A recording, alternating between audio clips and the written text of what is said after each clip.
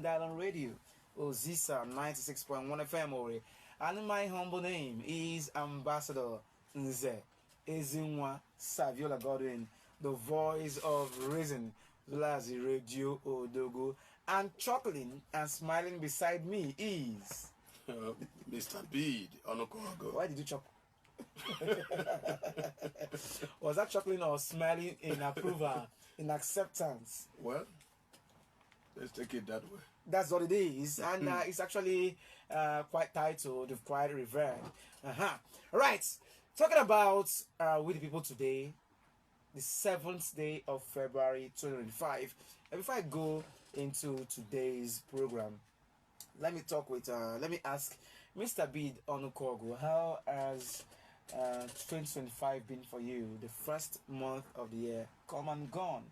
All right, let's take it from 2024 coming into 2025 and how we are making progress. We thank God. The best thing that happens, to me and to the Imo people, was the introduction of this agro table, with Ozisa FM.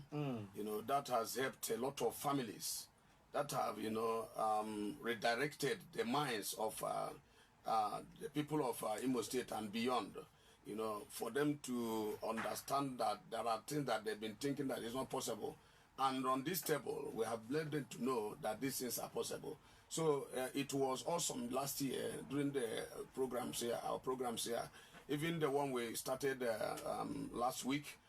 It was also awesome. I thought that people were not following, but my brother, it amazed me that people were calling, even some people that, collected our number last year, they kept on calling this year, said, we collected your number last year, but we are just trying to wait until, the time, comes proper.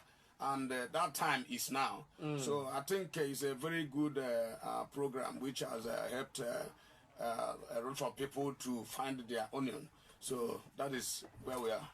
All right, that's where we are. Mr. Bede Onukogu, an agricultural expert and our in-house analyst, talking about everything agriculture, okay, agroeconomics, agro-engineering, everything, all facets of the agricultural sector. And he also does transcend beyond agriculture, okay, but it's about sensitizing the people. Like he always says, taking us back to the basics. Restoration, okay. Do you have to play out? 1 hour.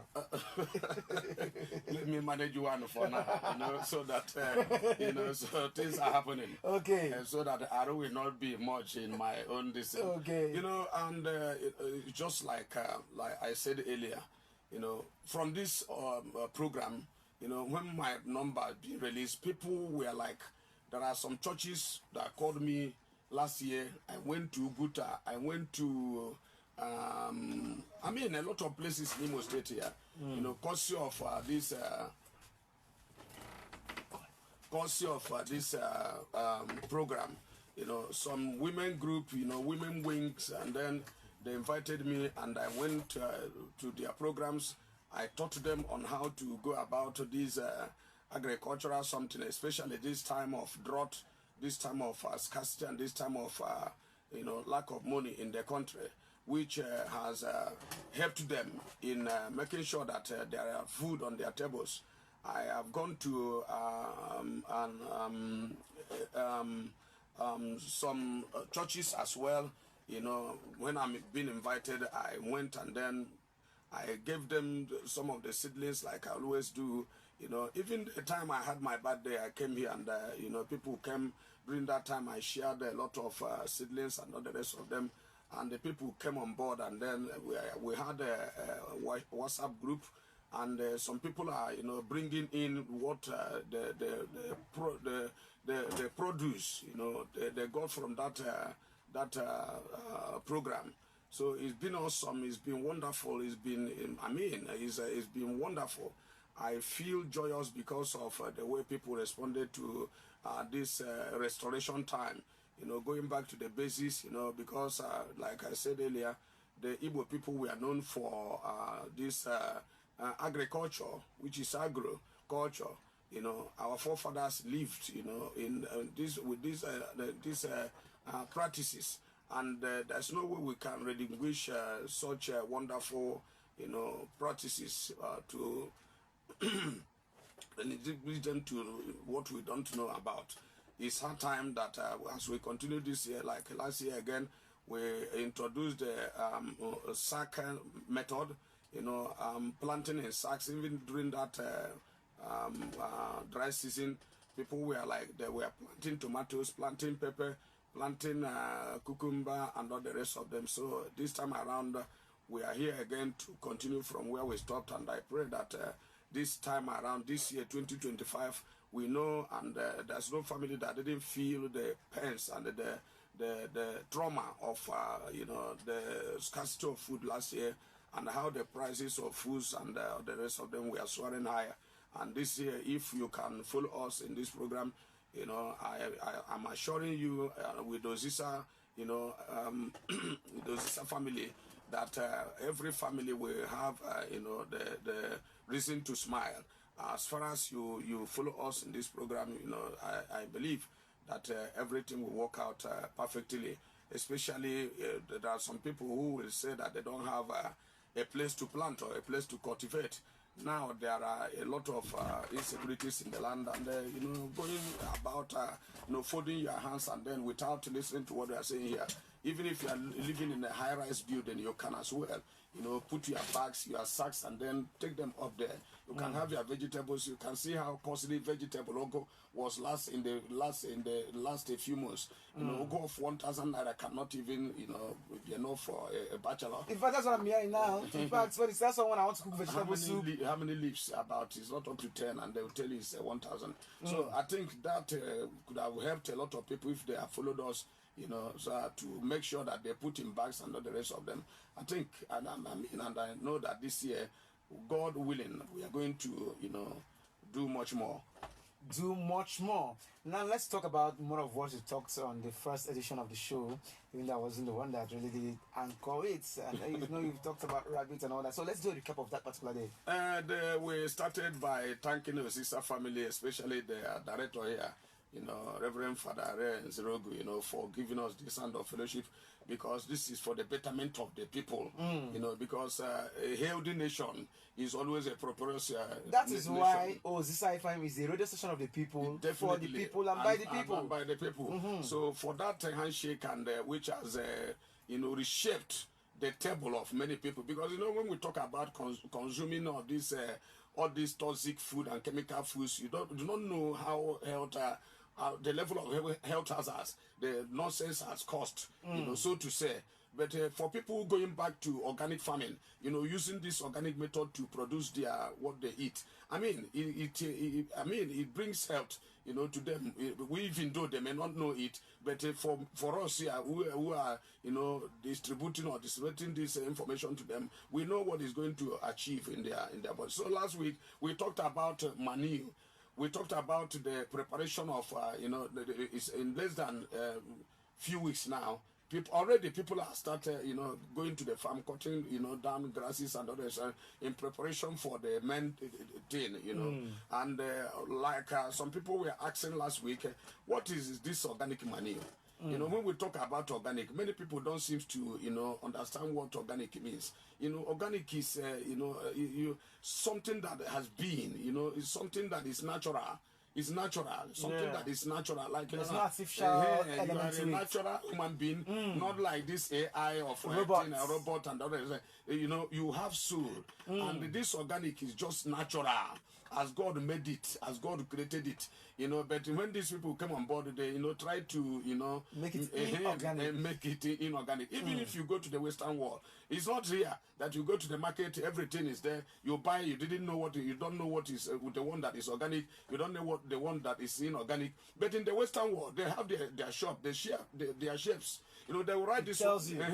This one they will write it there. This one is organic. This one is inorganic. And you make a choice. Depending on your money will tell. And it's very, very costly. When you talk about organic foods, they are very, very costly, because bringing them is not a child's play. So we talked about organic and how to prepare them. One of the men that called, Stephen Inonom, was like, how do we, but some of us that went to community schools, village schools, that time, the assignment that we will also be giving out to us is to go and cut Queen Elizabeth grass, which is Saviola. You know, we heap them, and then before you know it, they will decay. You know, they will decompose, and then we place them on the things, the crops that we are planted. So organic now may be termed as, like I said, is a natural thing. Now, you can prepare your organic before farming. Somebody called me this morning and said, Oga, I want to start something. I'm a retired army officer or whatever. I want to start something. I got here this and that. Now, how do I prepare? Should I go and pour, you know, potty droppings, shankoko, you know, in my farm? Somebody asked me the same question yesterday. Should I go and pour this ash into? I said no. You know that in that farm your farm, there are grasses there that are growing. When you pour it that way, that means you are feeding the grasses and feeding your plants or your crops as well. And you know, ironically, you find out that these grasses do grow more than the things you plant, the things you are cared for. These grasses are not being cared for, but before you know it, you see that they will be greenish in the farm. So you have to make sure that when you want to prepare your potting droppings, some people will say, "Oh, guy, you told us to pour the shankoko on the plant, and we poured it and everything burnt off." I said, "No, you must know that there is time or process of decomposing. You know, when you didn't allow the shankoko or the potting droppings to decompose, you know, it will harm the plants that you have planted. What we normally do is that you have to allow the shankoko. Even if somebody says, hey, but it's 1 year in the bag, I said no. Even if it is 2 years in the bag, it has not come decomposed. You have to allow it. When you bring it out, that's the time the air will come. That's the time the flies will come then and pitch and then begin to produce this maggots. So you have to make sure that you allow the shankoko, you know, to decompose for as long as 2 weeks. You know, so that the